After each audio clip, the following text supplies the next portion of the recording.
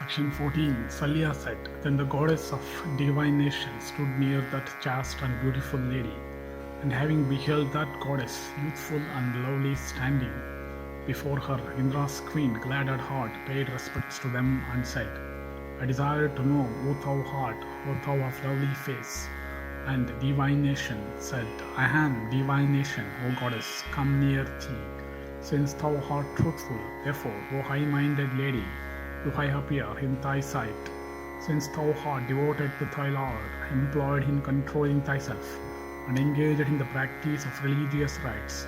I shall show thee the god Indra, the slayer of Hritra. Quickly come after me, so may good betide thee. Thou shalt see that best of gods. Then divination proceeded, and the divine queen of Indra went after her. And she crossed the heavenly groves and many mountains, and then having crossed the Imavat mountains, she came to its northern side, and having reached the sea extending over many yojanas, she came upon a large island covered with various trees and plants, and there she saw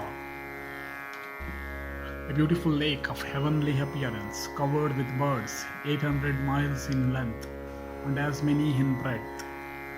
And upon it, O descendant of Bharata, were full-blown lotuses of heavenly appearance, of 5 colors, hummed round by bees and counting by thousands. And in the middle of that lake there was a large and beautiful assemblage of lotuses, having in its midst a large white lotus, standing on a lofty stalk, and penetrating into the lotus stalk along with Sachi, she saw Indra there who had entered into its fibers. And seeing her lord lying there in a minute form, Sachi also assumed a minute form, so did the goddess of divination too. And Indra's queen began to glorify him by reciting his celebrated deeds of yore, and thus glorified the divine. Purandara spoke to Sachi, For what purpose hast thou come? How also have I been found out?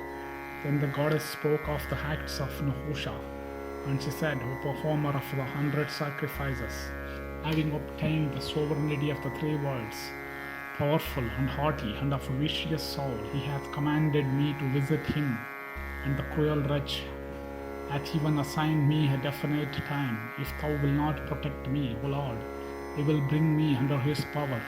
For this reason, O Indra, have I come to thee in Alaram. O thou of powerful arms, slay the terrible Nahusha of vicious soul.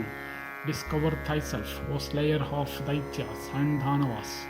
O Lord, assume thy own strength and rule the celestial kingdom. Thus endeth section 14. In the Sainyadyoga Parva of the Udyoga Parva,